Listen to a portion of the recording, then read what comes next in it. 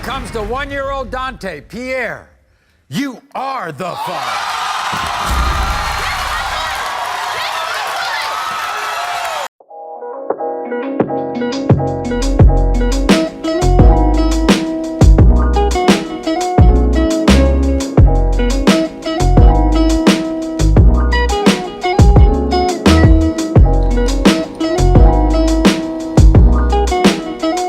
What's going on, guys? Welcome back to another episode on the Avenue. We are back. It is March, and I know the last few weeks of February were hectic for us down here in Texas with the whole winter storm and everything else. But hey, we're okay.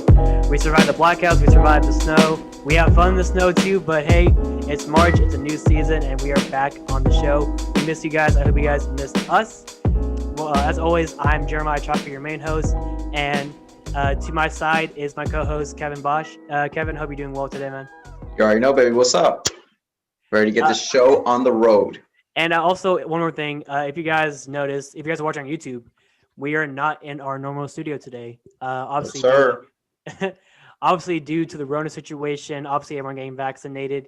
You know, I wanted to play it safe today, and let's play this out. Let's see how the Zoom thing goes. But Kevin is currently in the studio, so he's chilling there. I think he's pretty warm, as I can see. So, Dude, I got this light right on me, man. The spotlight on me all day, all night. That's what's up. But if you're listening on Spotify, Apple Podcasts, wherever else you stream your podcast, be sure to subscribe, follow us, and catch up with all we do, turn notifications. And if you're on YouTube, obviously be sure to subscribe, follow, like the video before you even watch a video, because today's video is going to be a banger. Today, we have another guest with us today. It's one of my good friends from school, from university. Today we're going to talk about, obviously, like I said, the winter storm of 2021 that hit all of Texas. We're going to talk about my friend's personal experiences of being a father at a very young age, other things he's going through as a man and growing man, and other things as well regarding brown culture in America and in India too. So all that in store for you guys. So ride with us. So with us today, like I said, is one of my good friends from university. He is one of the most well-spoken people, in my opinion.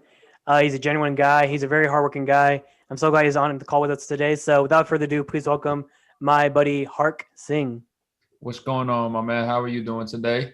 What's up, boss? How I you doing, I appreciate the kind words. I've never really heard those from your mouth before, but I'll take them. I'll take them for as they are. No, I'm not fronting, bro. I'm saying it. I say it as I say it, bro. All jokes, my man. Y'all hope y'all doing well, man. I know we could have wished this would have been in person, but hopefully maybe around the summertime we get to see each other's faces and do one of these again in person. But for right now, we'll stick to the normalcy that we're in. Absolutely, bro. We always like to have our guests come back on the show to give us a little bit of a recap of what's going on in their lives. Definitely, it's a pleasure having you here on the show. Appreciate you, my man. Appreciate you, Kevin. Thank you. Yo, Hark. So what's up with you, man? How's life going for you? What's up in your bubble? Hey, man. Life's good, man. What does Future say? Life's good. Started the new job. We're turning the corner, hopefully, on 2021. Like I said, hopefully we get to some sort of normalcy. New job, as you said. The fatherhood part, being a dad is awesome. You see the little ones grow. He's 2 now, just crazy. What's his name? Prince, man. Prince Amari. But I just call he's my Prince. Yeah, Amari's his middle name, but I just call him Prince. That's a sick name, man. Thank you. His mother tried to change it for the longest time, but I stood my ground, as every man should with his son's name. Yeah, dude. You gotta instill that in your son, bro. Prince is a sick name, but who calls their kid Jeremiah? You know what I'm saying? You're right. All right. Hell no. Exactly. I said. Exactly. So he's doing awesome, man. I wish he was here, but today is a day that he just goes off to his grandparents, so they get to see him for a little bit, and mom and dad get a chance to kind of take a deep breath, because they are rowdy, especially at the age. I was telling Jeremy, the terrible twos are alive and well, and so we're battling it. But other than that, man, we're just taking it one day at a time. How about y'all? Absolutely, man. Got to keep on fighting. Well, I've been pretty good. School's been hectic, obviously, master's program. Jerry, what about you, my man? I mean, I say the same thing too. Obviously, not just with masters, but we've been going through a lot of changes with our team too, Kevin. With the Avenues team. Behind the scenes, we can't say too much right now, obviously, but we have a lot of things in store. For us and for Right. our We got team. some exciting news coming, man. We got some exciting news. Actually, So real you quick guys, before before I get into like the whole episode, guys, if you're new to the show, listeners, if you're new to the show, whether you're a YouTube listener or a Spotify listener, this is the Avenue Show. We're based out of Dallas, Texas. Like I said, where the biggest storm of happened in February. I started this show back in 2020, actually during quarantine.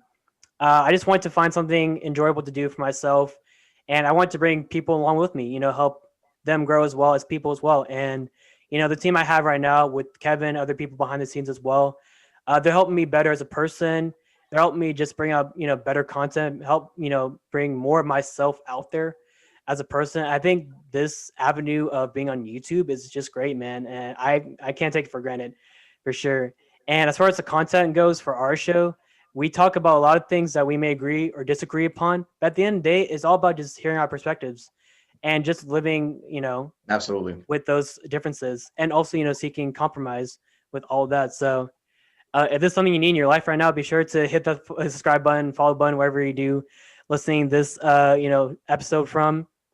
But for today's topics, I think the first one, just go, right into it. The last 2 weeks of February for us, we're all from Texas. If we didn't, make it clear already, we're all from Texas. And obviously, I think I would say that this, whole winter storm was one of the crazy experiences of 2021 to start it off, We're running dangerously low on water. So now what we've been doing all day is actually coming outside, getting snow, putting it in our pots, and heating it on our propane grill. Hospitals around the state pushed to their brink, relying on generators and water trucks. Hark just said 2020 just passed. 2020 should have just been in the past, and hopefully 2021 would turn around. But now that this is how it's 2021 starting off, it's just crazy, man. But I just want to get you guys' thoughts on like how did storm affect y'all personally, mentally? Well, first off, I just want to mention what happened before all of this snow occurred. A lot of lives were impacted by the Fort Worth crash that happened not too long ago. Obviously, we live here in Texas, in Dallas. We're so close to it, right? I mean, like 6 people died, and like 65 injuries. I think we even have man, like 133 cars colliding. Hark, one of our friends, we actually know somebody, or somebody knows of somebody who was involved in that crash. They went to our high school basically, and like I don't know if anyone else was in the car, but she's in the hospital right now. So when the episode gets released, I don't know if she'll still be in the hospital. I think she'll be discharged at some point, but it was pretty bad though on her end. So yeah, but man, I mean, our thoughts and prayers definitely go out to all those families. So I hope everybody's okay. I hope a lot of people weren't too impacted by that, but just stay safe on the road. I mean, Kevin, like the impact, was felt throughout the whole state. I mean, but 4 million people had no power or like no food, no water. Like a lot of people had bursted pipes. I mean, there are people in my neighborhood that had bursted pipes. People had like frozen pipes, all that, no hot water.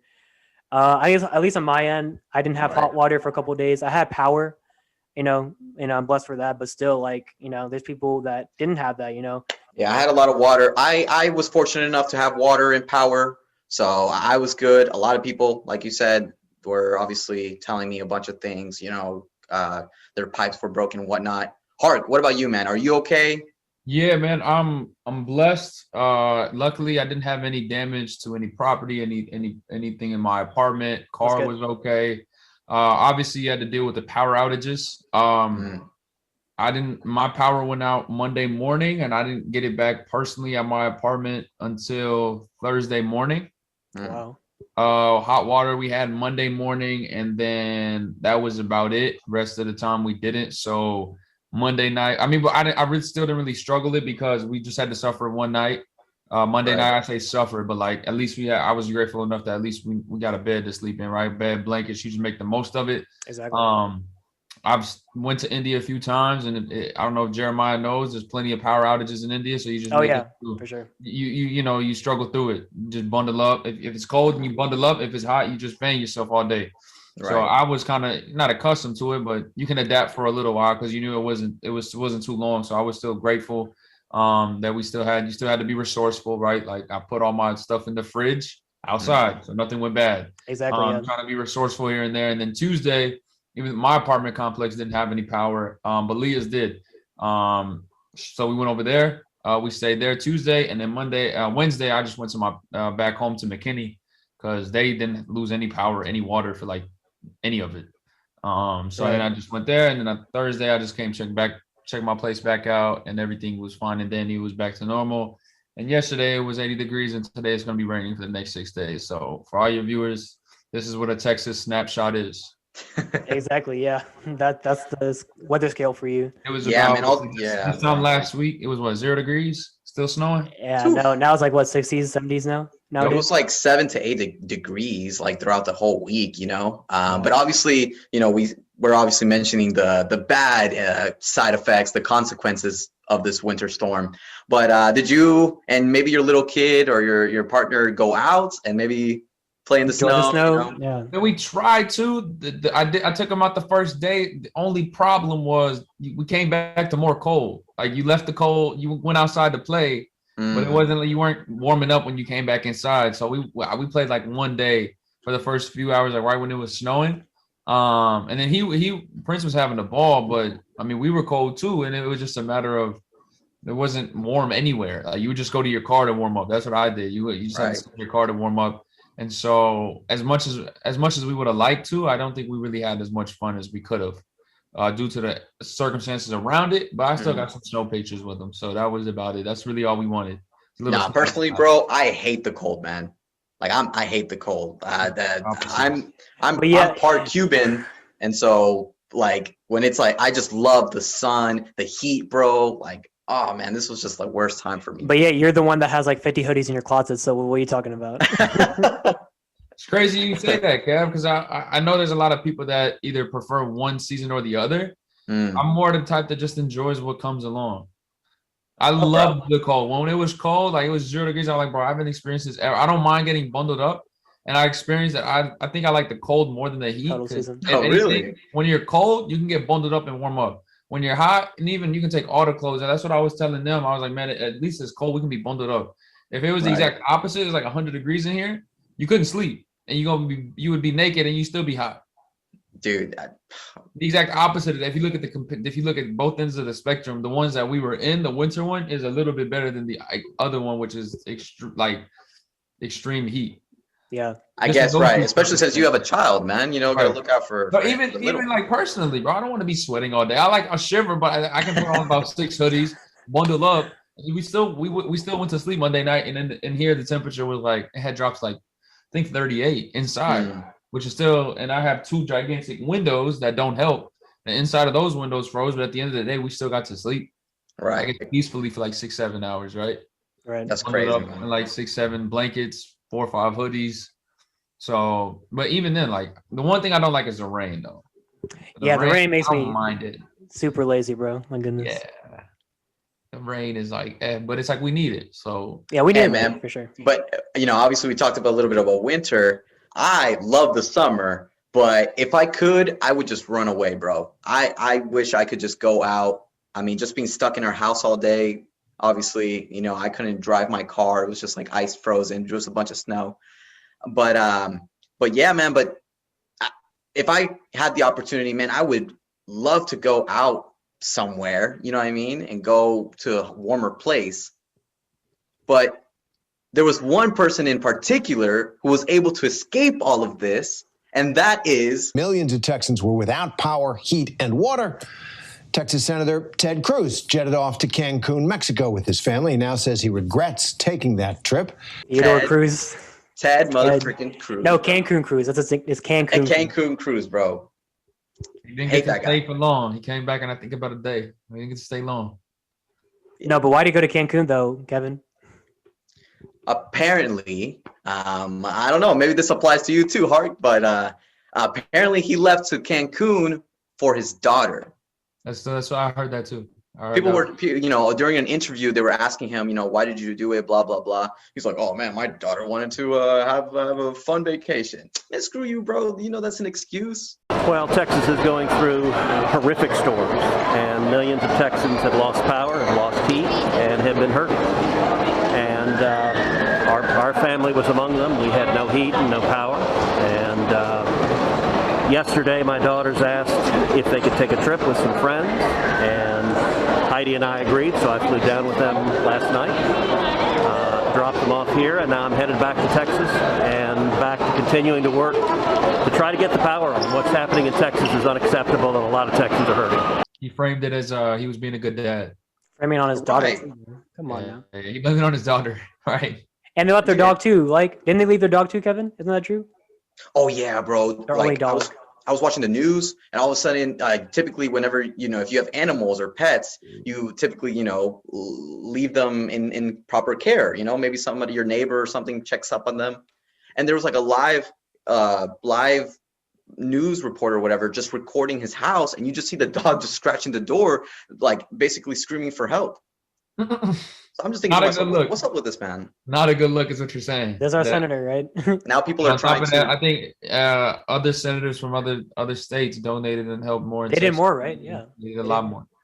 And you see right now in the streets, they're all trying to basically impeach him as a senator. You know what I'm saying? I think the next Senate election's next year for us. So this might be the year, or next year might be the year. So Are they later this year? I thought. Oh, I thought it was every 2 years they do, because 2018 Cruz got reelected. Right, and so senators are also every 4 years. We'll have something that says officially. Yeah, we'll link it in the description if you guys want to see more about that. But obviously, like we don't have time to talk about election stuff. But Cancun Cruz, we're done with him. I think we're done with Cancun Cruz, bro. Gotcha. Ted Cruz, Cancun Cruz, Bull dude. Can you imagine as a president? Oh my God, when he ran, he'd like screw us all over. For sure. But definitely, man. Obviously, like I said, our thoughts and prayers and our condolences just go out to all those families who were truly impacted, not only in Dallas, but obviously in Houston, or obviously the people who were affected by this crash in Fort Worth. As Texas natives here on the avenues, we really care for you guys, and we hope that you guys are well. All right, so we all know that Ted Cruz, he's a prick for using his daughter as an excuse. But that reminds me, Hark, when Jerry mentioned that he wanted to basically bring you on the show, he also mentioned that you have a child, which obviously that is Prince. We mentioned that in the beginning of the show, if you weren't paying attention.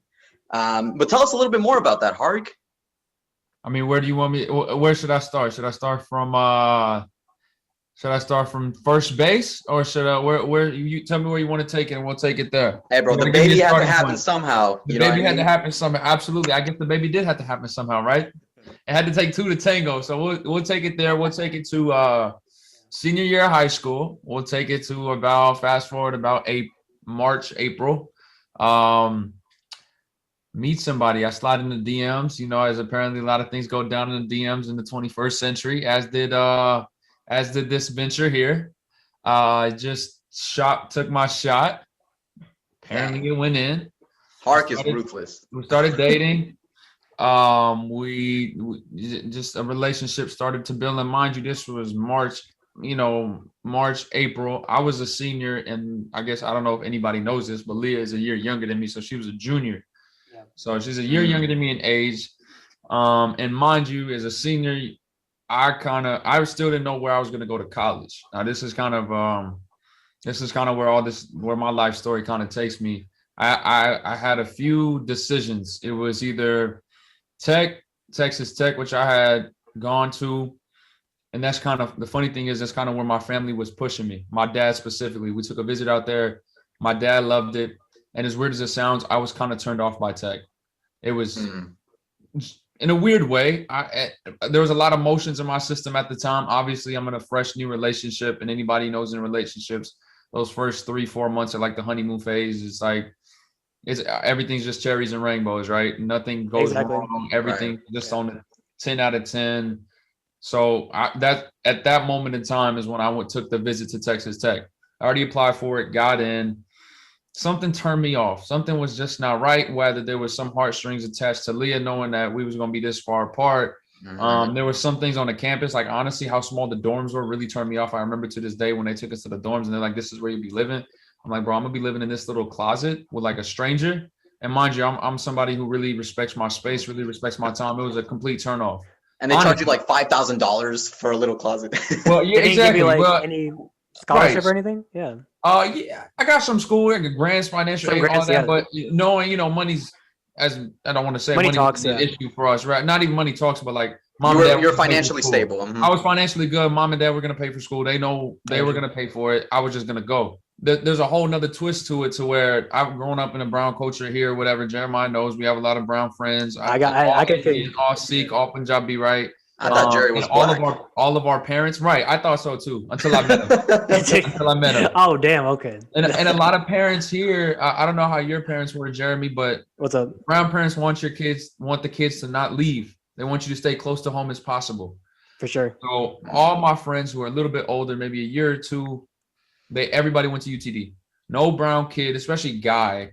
Oh yeah, if you're in Dallas, if you're in Dallas, you're definitely going to put UTD on your list. You're going to UTD, like you're not even applying anywhere else. Exactly, yeah.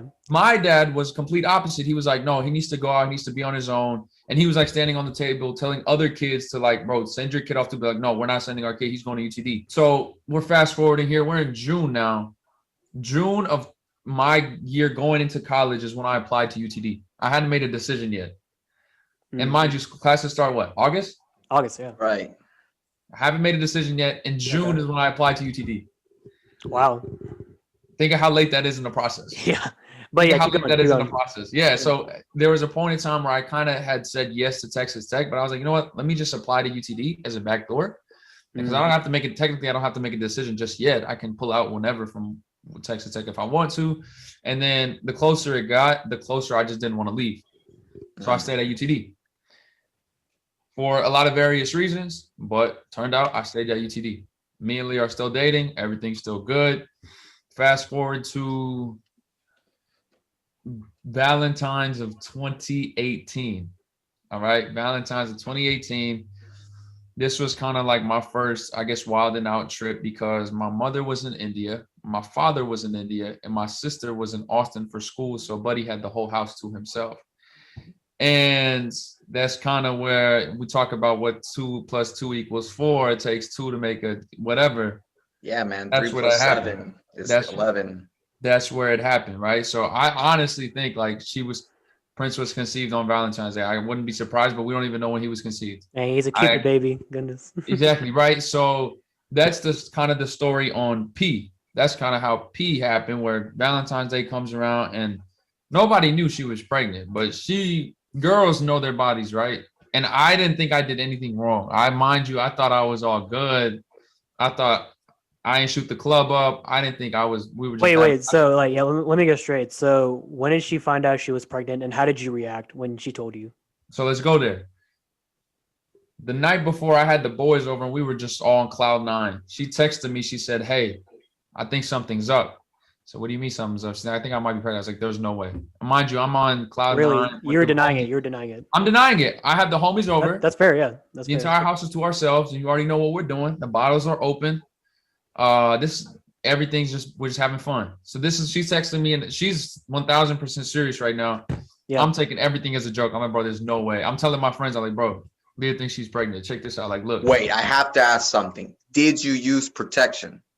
Absolutely not. Yeah, he went raw like sushi. Hey man, what I tell you about the whole lovey-dovey phase, bro? Oh, man, look the chances. It makes you do a lot of things, man. You mix that, so you mix no protection. Let me tell you all the things that mixed. No birth keep it PG. No, try to keep it PG as possible. No birth control, and a lot of things in both of our systems that, in normal instances, are not in our systems. So it was like the magic equation. So this comes to when she thinks. So I'm denying it. Next day, she has a pregnancy test and she shows me that she's positive. And I went from, I'm not, like I said, I'm going to be completely transparent. I was shook to my core. I mean, any guy would be. I would feel. Any guy would be. And on top of that, Jeremiah, my father did not know I was in a relationship. Oh, you kept it here from your parents. This is wrong. This is where the plot thickens. Wow. My mother knew, and my sister knew that I was dating Leah. They didn't want to meet her, for particular reasons. For some reasons, and I mean the biggest reason was skin color. I don't mind saying that. Yeah, that was the biggest reason, right? So a lot of people in my, they can relate, but to an outsider, like, damn, that's messed up. Yes, it is. But they didn't know. They knew I was dating, but Pops didn't know. And the way I always grew up, the way I grew up in the household I grew up, Pops ran the show. Yeah, he ran the show, breadwinner, and he was a very authoritarian figure. I'm not, now I guess you can't say it, but I was beat as a kid. I got punished as a kid. Came home bad grades, discipline the old-fashioned way, right? Yeah. So the level of fear that I had for my father was very, very big, very big. And so when I find this out, mind you, he's in India and they don't come home for 3 weeks. So I'm scrambling to figure out what I need to do. That's what I'm trying to do. She's kind of shook too. We both don't know how to tell my people. Obviously, I have more things to worry about than she does because I met her family and I was cool with their family. I went to school. She had 2 sisters who were older than her. One of them wasn't exactly in my grade, and we was like in high school to hold together at the same time. So I knew her family, but my family shunned her away. Wait, did your family know that you were with her, like in a relationship? My mom and my sister did, yes. My father had no idea. I lied to him for a whole good year. That's crazy, man. No, but I'm saying her parents. No, Leah's family. I met her. I met her entire family. I would stay at her. Cool crazy. I would stay with her. Like, her mom was cool. Her dad was. I met her dad kind of later because her dad lived in DeSoto and we were always in McKinney. Her mom was in McKinney. Sure. So I would literally just like spend a lot of days and a lot of time at her mom's house, right? So they were cool with me. I even went to like the family reunion. The first, I think I met a lot barbecue. Of yeah, the barbecue. Yeah. You got invited to the barbecue. I went to the cookout. You took it literally, bro. You got invited to the cookout. I got invited to the cookout, so I met a lot of her family. She wasn't more scared of her reaction from the family as I was. Right. And I was petrified, bro. I didn't know what to do. I didn't know what to think. And like I said, I had 3 weeks to scramble. And we had some discussions when she told her dad. I was on the phone with her. Her dad was just like, well, it is what it is, but congratulations, it's a blessing, right? Her dad was a former pastor, right? Christian man of faith. So it was one of those. It wasn't. She's a pastor's daughter. I didn't know exactly. It wasn't anything that had to be. They weren't gonna like do anything, right? Her dad accepted it. So let me ask you this really quick, Hark. Go ahead. So obviously, I personally, or we on the show, we have clarified that me and Jeremiah also we are Christians as well. And well, within Christianity, one of the biggest things is obviously the topic of abortion is forbidden. Absolutely. So I'm assuming that since Leah's father is a pastor, he obviously wanted to keep the child, and maybe that could be an influence on you guys. But did you ever consider? Yes, I'm not gonna lie. I told you we're gonna be completely transparent here. I don't have any shame in saying that. A lot of people be like, no, I was this. No, as a 17, 18-year-old, we said we got to keep it PG, right? Your life was on the line. Life was on the line. Essentially, that's what I thought. I thought my life was on the line. If I have this kid, I'm thinking I'm done for. Right. But mind you, she was under this. These were some of the talks. I tried to convince her. I tried my absolute best to convince her, which kind of butted heads a little bit. Yeah. Because as naturally, that's because she was in a position to where the decision was out of her hands because she wasn't 18. Oh, that's right. Yeah, she was a minor, right? She was 17. She was 17. So her father's a pastor. She already got the green light. So it's just like, all right, I'm having it. When her dad said congratulations, it was all right, I'm having it. I really couldn't do anything. When she first told me, it was like shit. Like, you were trapped. I was essentially, but I mean, not trapped in a way, but I wouldn't consider it trapped because, bro, I was the one who was having unprotected sex. I didn't trap anybody. I trapped myself, right? And when that happened, she was underage, and I tried to pull all the stops. One stop I did try to pull was I went to the Collin County Courthouse, try to figure out what I could do. And they said in New Mexico, the age is not 18, it's 17. I tried to make the drive over there, but she was like, I can't. What is because my dad already said, he already gave me the green light. He said it's cool. He's totally against it. And if I do this, I kind of have an abortion against my dad's will. Like I'm gonna feel like really bad. Because I've already told Hold them. on. Let's retract really, or let's go back really quick. Let's do it. In the moment that it happened, when you guys were at your party at your house, did you ever think, nope, I was about to catch a case? No, sir. Oh yeah. I mean, I remember those. I remember what I was feeling that day. At that time, my whole world came crashing down. My whole world came crashing down in the situation, in the position that I was in, where Pops doesn't know. I'm thinking about death if Pops does find out. Wow. That's where my head's at. I'm thinking my mom going like go crazy. That's where my head was at currently at that moment in time. So, Hark, you obviously mentioned how you decided to you had no other choice. Basically, she's a minor. Is the parents, Leah's parents had more authority over all of this, and they decided to keep the child. You obviously had different ideas because you obviously are so young, and you were thinking probably about your future. So the decision was out of your hands. However, her family was, I guess you could say, more accepting of the child. But what about your family? So I had about 3 weeks to kind of figure out what I needed to do. The first thing I did was got a job at PacSun. Why I got that? I'm thinking I have 3 weeks. That's 3 paychecks. When I tell my people, I'm going to be fully prepared to have nothing to my name, take my keys, just start working, whatever I got to do, we'll figure it out. Parents come back. I see them. I meet them. I don't know what to tell them. 2 weeks go by. I still haven't told them. 2 more weeks go by. Still haven't told them. I'm like, I don't know. Working on that paycheck, brother. Yeah, I'm trying to save up money. Well, the money build up. Yeah. Hey, no joke. No joke. That's literally what I was thinking. I'm like, well, let me get 1,000. Let me see. Because mind you, PacSun, a good almighty 725. It took a while to build up.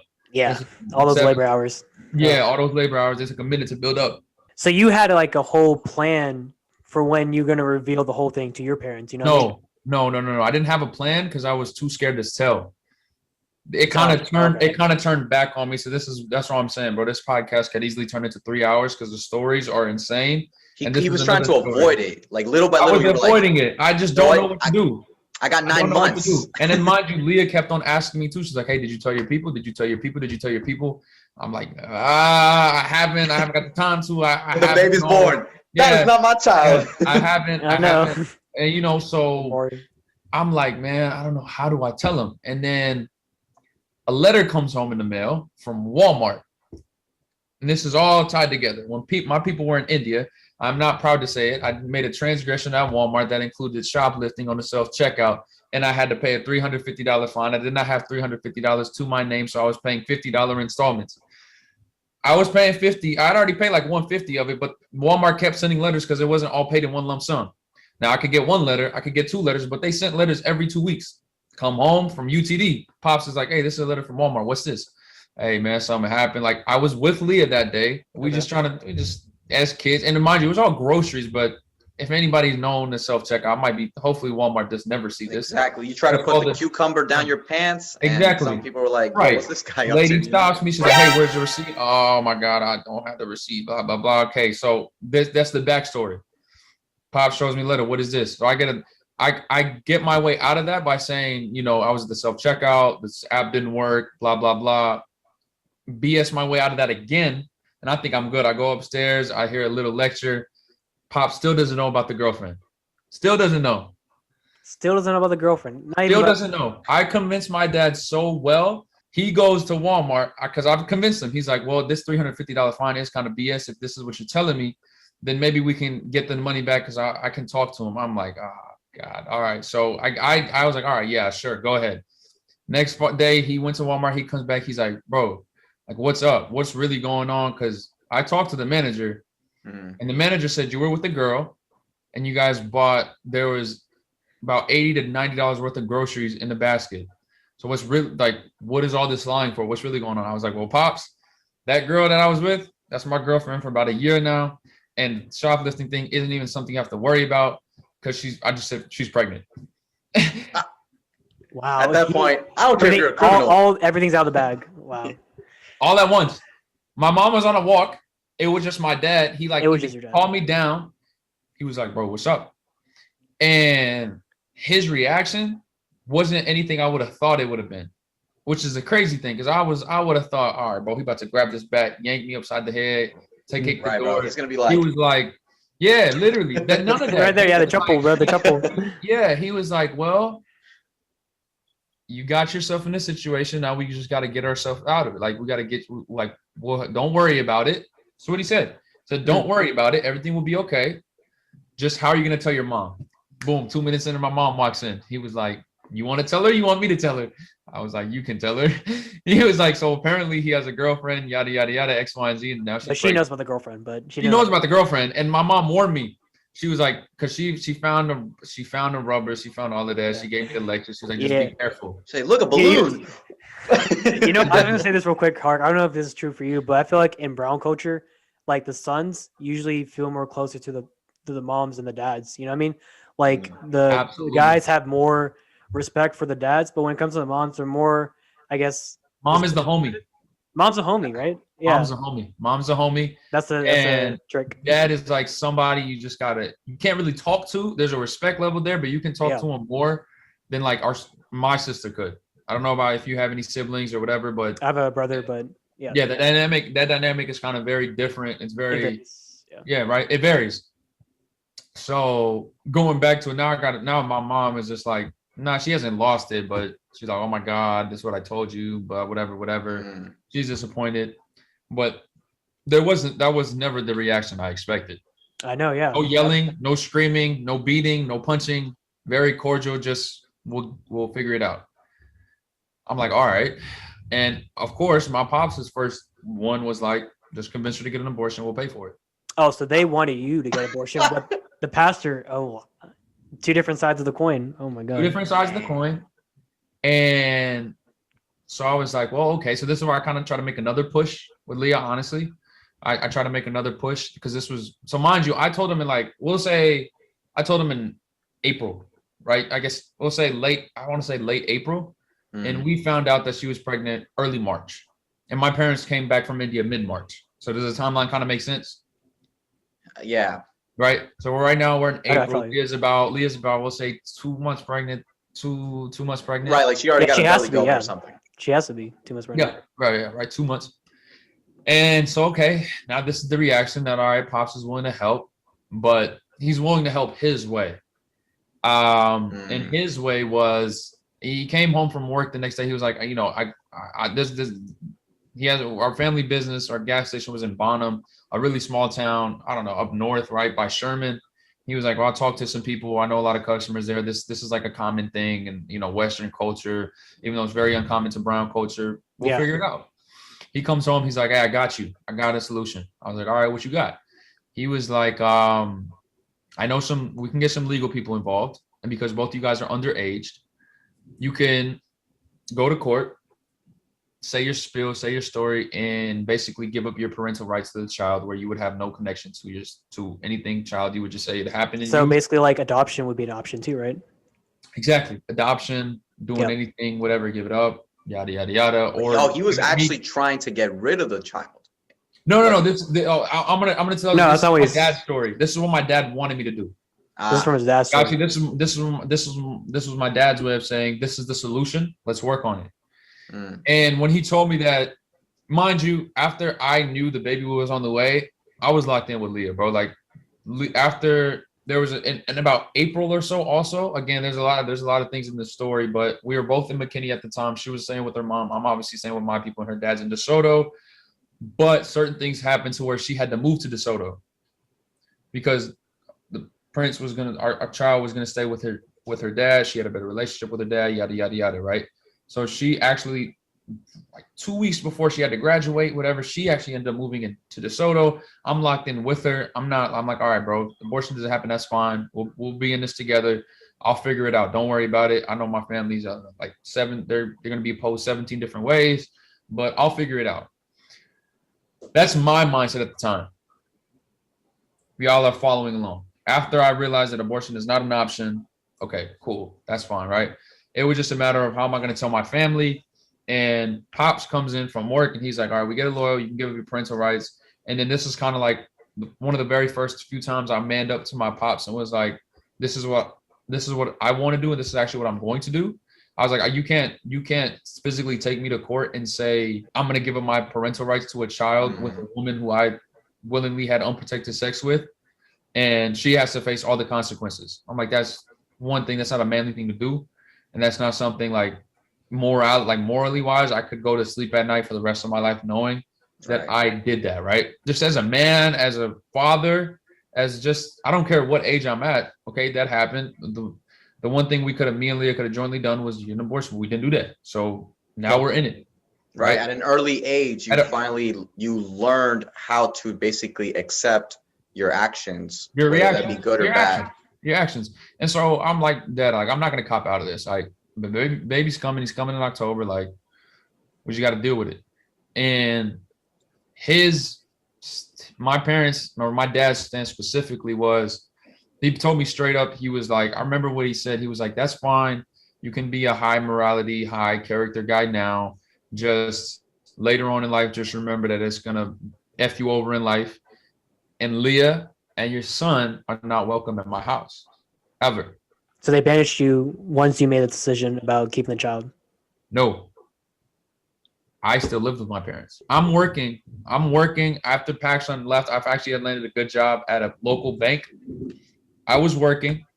I was going to school. My job was in McKinney. School was in Richardson. Leah's in DeSoto. And I would basically, it was school, work, Leah, however I can make it work. So 7 days out the week, I was out of the house, and I still live with my parents because I didn't have enough money to move out at the time, and Leah was pregnant to where I didn't really want her to work. Or she was still working. She did a little bit of part job at Target, but by the time you're 6-7 months pregnant, bro, like that belly is out, the hormones are crazy. Like, you don't need to be working. So money was kind of an issue, but another issue was like I wasn't really, like, as crazy as it sounds, I wasn't really ready to make that F you to my people and just be like, all right, bro, I'm gonna live my own life, if that makes sense. Yeah. Right, because you were probably still in school, or was this college, right? I'm still at UTD. This happened my spring freshman semester, my second semester in college. Yeah, we're both in the same, We're both in the same. That was the intramural year. The first year we did the intramurals. That was I remember that. A little bit after that, right? So, but I still got school. I'm thinking about all of this. I'm like, all right, if I can still make it work long distance to where we can still make it work. I was making drives to DeSoto, bro, 2-3 times a week, working in online school. So I was just doing it all. And she was dealing at her place with her dad in a safe space where I just had to make the drive to her. And I didn't mind doing that because it was, I could see her 2-3 times a week. Yeah, it sucked that we weren't in the McKinney where I could see her 5, 6, 7 times a week. But long distance it does suck. Oh, trust me, man. The viewers know. Kevin can relate for sure. Right? Yeah, Kevin, dude. Kev can relate. Man, I got a girl all the way in Italy. The people know. Allegedly. Long and distance relationship. I mean, nothing compared to obviously what you're saying. Right. But yeah, I can't imagine a whole other country, man. Okay, I don't think we're on the same level there. Yeah, nothing wavelength, but like only a few. I can still drive, man. I can still drive. All I can say is the commitment that you've made to actually be willing to keep the child and be willing to try to support it in any way and taking up, full-time jobs. That is in a crazy sense, that's the same way that I am with my girlfriend. For sure. When she left, my commitment to her was like, she's going to be back. She's the love of my life. We're going to be together again. For sure. So for you, man, you got a blessing. You got a child. Absolutely. A lot of people. In the moment, right? What's up? I said in the moment, you think kids are like, they're life changing for sure, but you wouldn't want to have it any other way now. Dude, I got an older brother, and at one point of his life, he was in the worst case possible, worst situations, whatever. And we helped him out, complete 180. But in the process, he also had a child. And for him, that is the turning point where he just realized it's time for me to grow up. It's time for me to be an example to somebody. You know what I mean? Because that little child, he's got your DNA. He's got a little bit of your blood, you know, and he's gonna look up to somebody, and that's you, man. And I see that you're willing to take on that responsibility and be a better parent for him in the future. Oh, for sure. But the crazy thing is that's the story. There's a lot, that's the kind of the thick of the story right now, right? That's kind of where we were with the story, making it work long distance for as humanly possible. Prince is born October 27, 2018 at 10:56. So that's however many months, right? However many months in between. The baby's finally here. And she's still with the dad. I'm still in McKinney. And this is kind of the what if, or the thing that I should have done at the time that you look back and you regret it, because I had made a commitment to Leah. I had made a commitment to Prince, but it was kind of I wouldn't say a half-assed commitment, but I was still in two directions. Because mind you, the whole time, the one thing I didn't leave out is my dad was like, whatever you want to do, you can do. You can stay here. Well, we're not going to kick you out, but just know Prince and Leah are not accepted here. And so I would obviously go, like I was there for her graduation. Anytime I would go to DeSoto, like my mom would know, even in the back of my head, my dad would know when I would come home. Obviously, I'd come home super late. He wasn't really supportive of it. He was just like, I was just like, I'm gonna do what I'm gonna do. If y'all want to like welcome me home, like y'all can easily kick me out, but I will be going to see Leah today. I'm gonna go see Leah on Wednesday or Thursday, whenever, and I'm gonna just go. Just take my car, go, and I'll be back. And all the time he would just kind of not mess with me, but he was just trying to poke at me. He was like, y'all still dating? Has she left you yet? Does she know y'all not gonna have a future together? Blah, blah, blah. Does she know that we're never gonna accept her? Is she okay with that? Does she know I never want to see her? You know, every time I come home. So this is kind of the stuff that I was coming home to. You feel me? So that gets really bothersome. Messes with you psychologically, man. It messes with you psychologically. So at this point, you know, this is all that I was coming home to. So where we are in the timeline right now is Prince is born. He's here. He's in DeSoto. I'm still in McKinney. So we're still kind of separate. And I always, you know, say this, but the one commitment I didn't make is I didn't really commit to the whole family aspect of us three being under one roof sooner than I did. What I mean is, she was pushing to get an apartment because she was unhappy with staying at her people's house, because obviously I wasn't around as much as I needed to be. And she was with Prince all the time. I was working. I was in school. Again, I was in McKinney, and my still kind of elements were still the same, to where I was fighting this, bro. If I move out, my people are going to take it as he's gone. And we're like, they're just going to cut me off. And that's the dynamic I was fighting. It wasn't even a commitment to marriage. It was like, bro, if I make this commitment to you, then that means at one point it felt like, all right, if I make a decision to you now, I'm gonna have to be not stuck, but like it's just gonna be you for the rest of my life, right?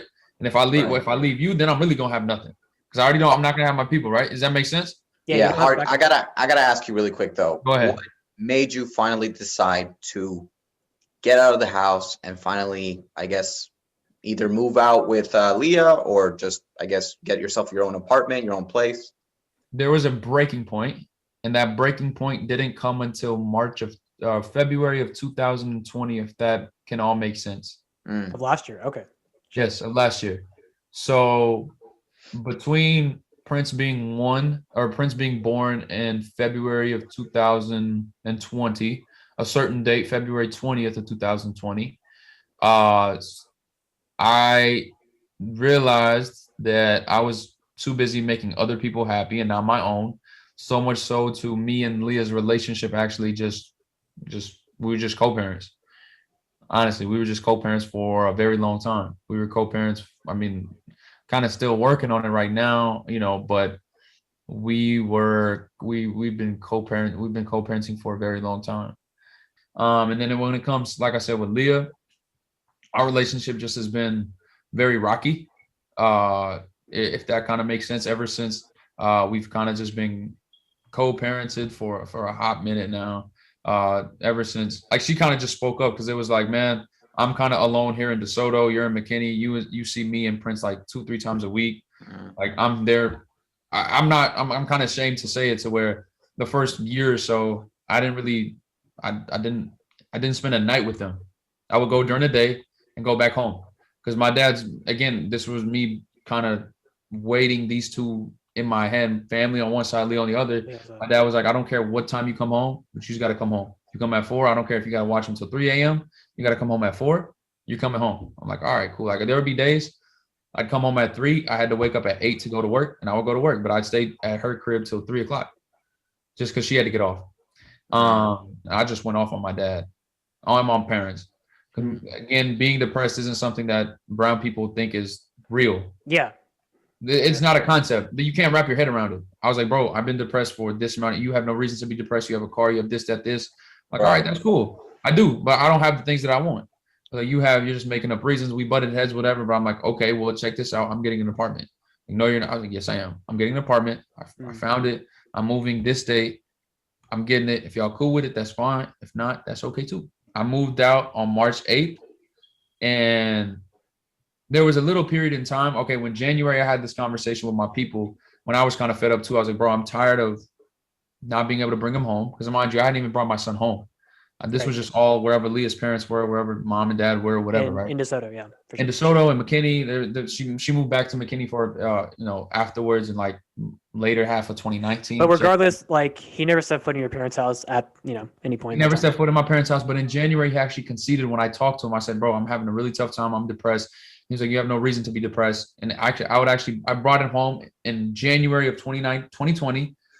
And I was just so turned off when I brought him home, because my dad he's a 50-plus-year-old man, but he acted like a little kid because he wouldn't talk to me. I had to go to my room and stay in my room with the door shut if I wanted to bring him over. And that was the first time my mom, my sister met him. My sister fell in love with him the moment they saw him. Obviously, it's a kid. And my mom, being how much she loves me, if she sees my son, who's just like me, obviously she's going to fall in love. The same love, yeah, for sure. But it's the same love. It's a motherly love. My dad refused to look at his face. He would just have say he was downstairs, this would be him.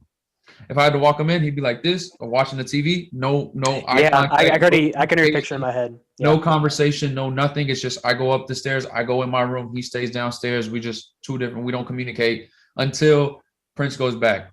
And we did this for like 6 weeks, where I would bring him home like one night, and then there was restrictions on, I can't bring him home this night. Oh, don't push it. He's allowing you one night. I'm like, bro, and that's when the February night happened, to where Prince wasn't here. I was like. And you're just so stressed at that time. I'm like, bro, I don't know what to do.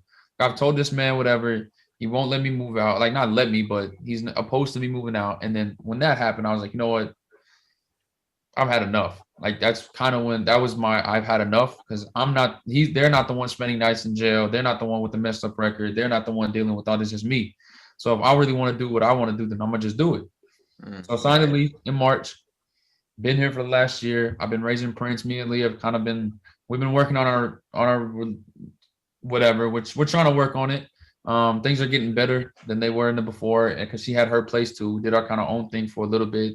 Kind of trying to reconnect back together. Just things, two youngsters try to do what they have a kid.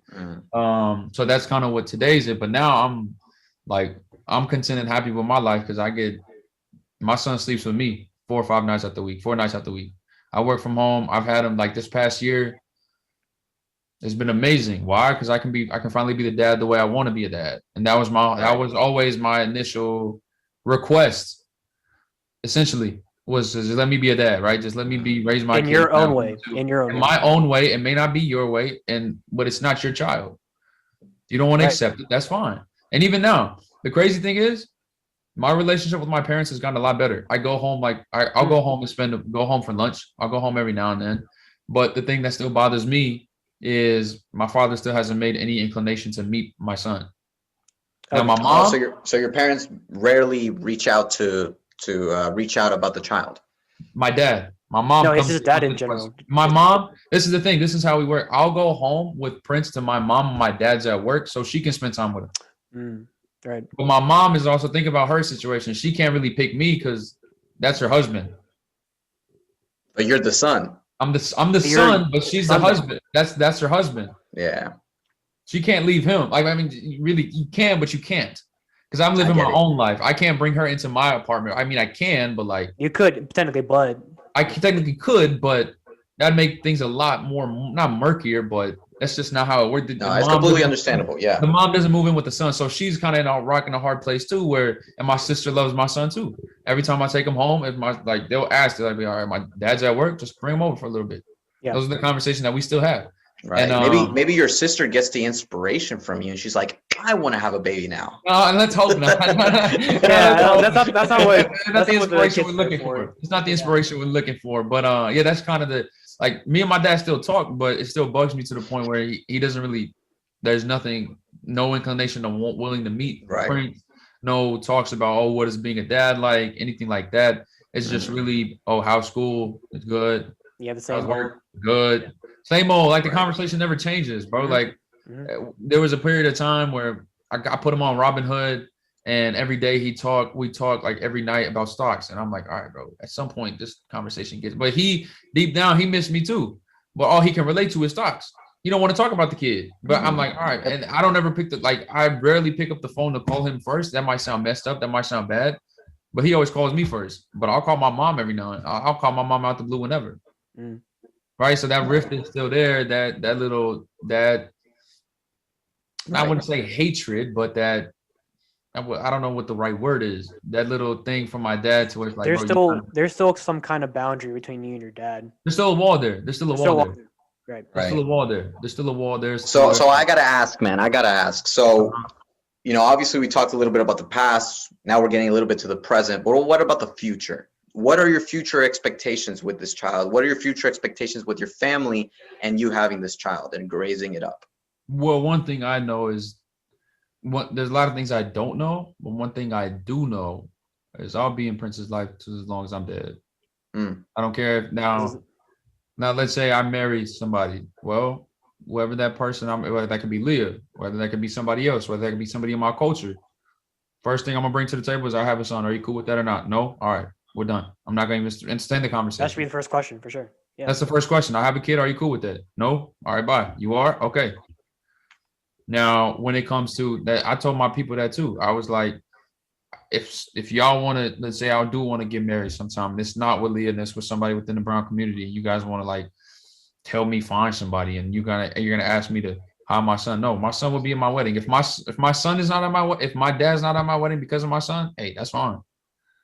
If he's that egotistical to hold a grudge for that long, right? That's on him, man. I love the man. I'll say this: he's a hardworking man. He's provided me for 21 years. He brought you to this country, bro. He brought me here. There's not a grudge that I have with him. I'll still talk to him. He calls, I answer. But there's things that we still butt our heads on. Yeah. And that's just one of the things. At this point, I'm a man too, bro. I'm a father. You are, yeah. I'm a father, so yes, my father has done a lot of things for me. I've never not said that, but this goes back to the heads that first generation immigrant kids, but with their parents, right? Because they're like parents are under the assumption of you should know better to never even talk to a girl of color or a white girl, or even entertain, sleep with them. You should know better. Like, bro, we go to school. Our parents, bro, they even talk to a female. You would have the girl's family pull up to my dad's house and be like, why is your son talking to my daughter? Just talking. We're not even talking about anything else. This is way back in the day. So this is where they're coming from, right? We're not coming from that. So going back to the future, like I'm very straightforward. And even my mom is like, well, do you want to come back home? I was like, Dad want to meet Prince? No. All right, then. I'm renewing the lease. I'm getting a new apartment this year. Right. And it seems like your mom. My mom is trying to it tugs at the heart because I'm a mama's boy and I love my mom more than life itself. Like my mom, my son, they're like, my mom is my mom, bro. Every son, especially, I think it's your mama's boy, right? I know I am.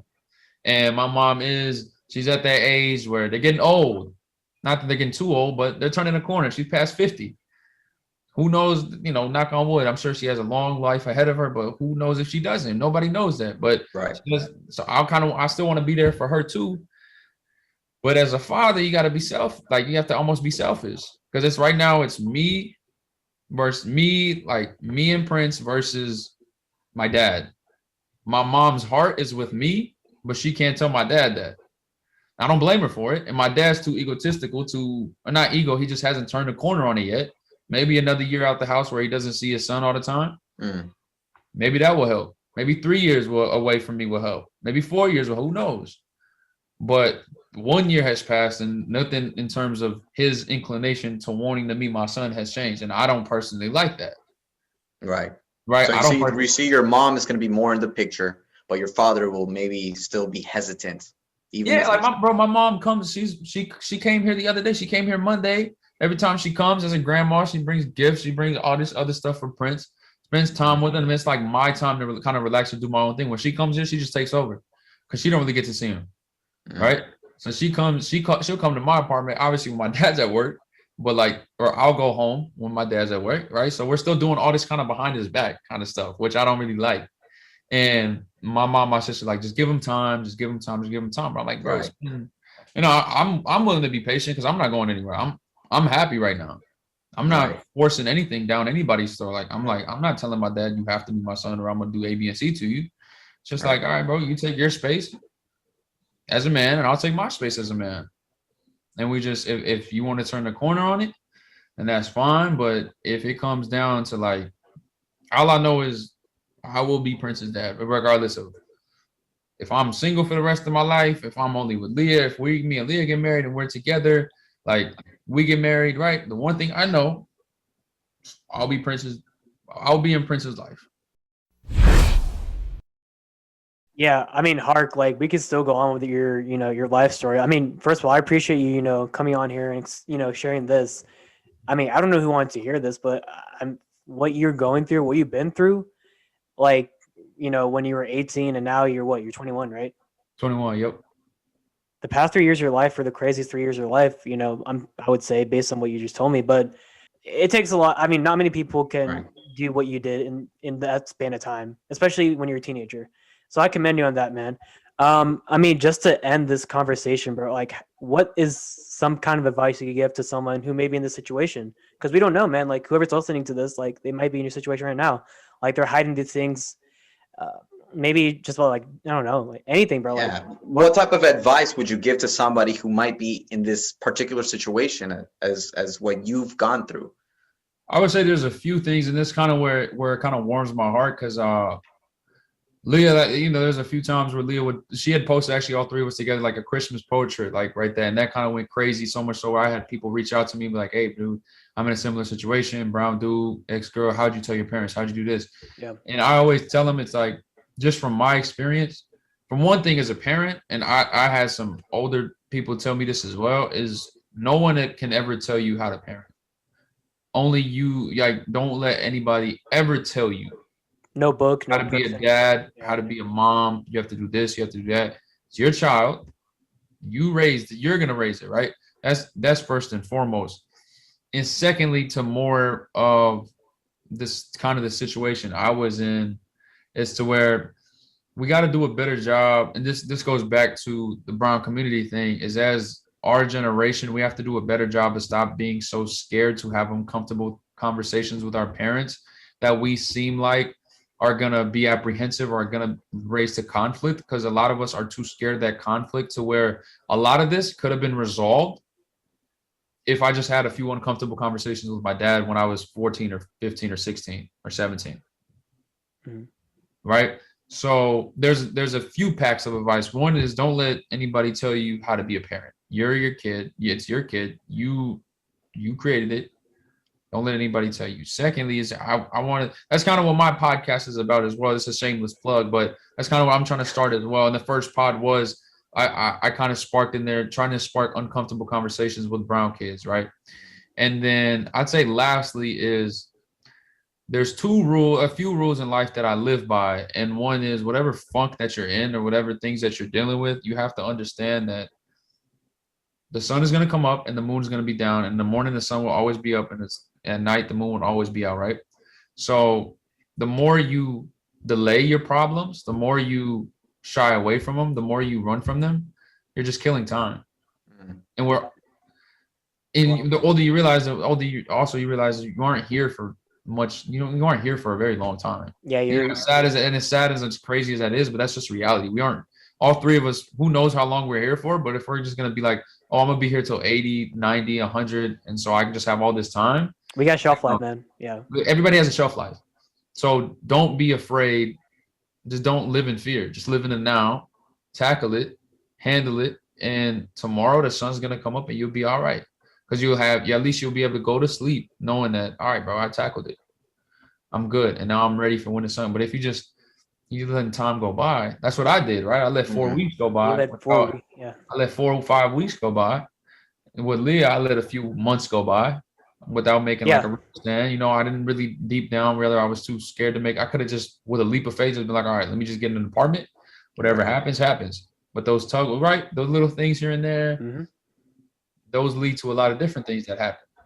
But they all could have been in control. So those are little pockets of advice I would go. And then just don't be afraid to talk to your people, man. That's the one thing. I know I struggle with that as a youngin', and I look back at it, but like, for what?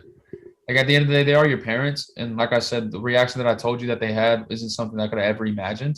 But at the end of the day, even something like that happening, their first reaction as a parent was to still, all right, how can we get my son out of this, right? Yeah. Regardless of, even if it was something I totally disagreed with, their first inclination as a parent, let's help my son out. We'll figure it out. Right. So I just don't be afraid, man. A lot of us, we're just afraid for what? Like, I fear death for what? I think about it, right? I fear death for what? For absolutely no reason. That's the question we all got to ask ourselves, you know? For what?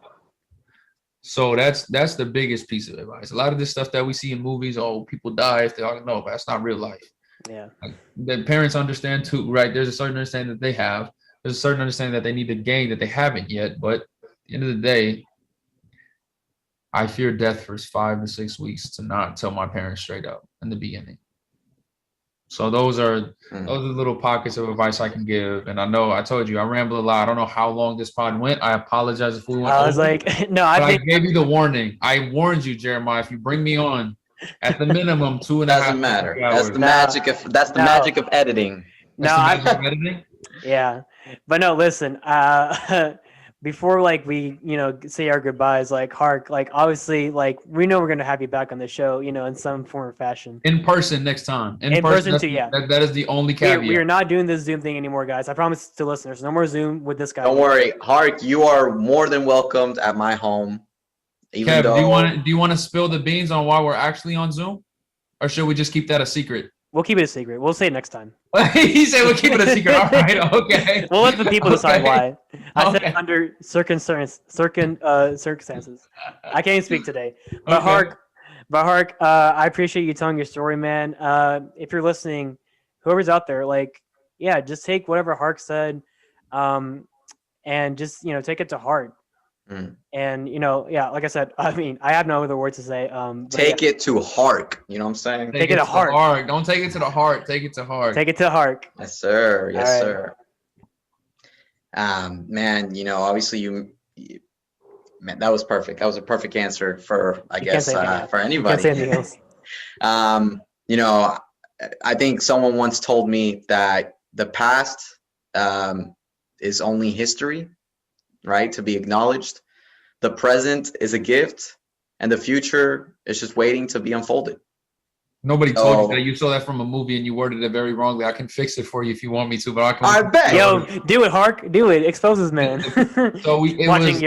It's from a Disney movie. Yes, that's what I thought it was. That's what I thought it was. I don't know. I came up with this right now. What, Beauty and the Beast, Bambi? I don't even know. Yeah, it's literally that. It's the I don't know what the past is, but I know the future is a mystery. Today is the present. That's why we consider it a gift. I don't know what the past is.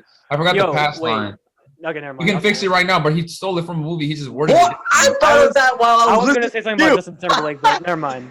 Hey, we gotta put a copyright strike from Disney, I guess. That's literally what it is. No. The past is something, man. There's something about the past. Man, whatever. Either way, bro. I got you. I'm so happy, obviously, for you and your future. I hope that everything goes well for you and your current partner and obviously your child. We wish you the best, and we only hope that we can bring you back on the show and hopefully get the whole family in. What's up? Yeah, absolutely. I know. Man, for I sure. mean, I think with those words being said, guys, that's the end of the episode. And like Kevin said, Hark, hey man, we wish you all the best, bro. I feel like what you've been doing the past 3 years, even today, like I said, you're a champion, man. You know, God bless you, bro. I'm gonna pray for you, bro. You know, I wish all the best for you, Prince, Leah. I mean, I'm gonna pray for your parents too, man. You know, hopefully one day that your father would turn an eye, you know, and learn to appreciate you and you know what you're doing to help your son grow up in this imperfect world, bro. You know what I mean? It all takes time, my man. It all takes time. It all takes time.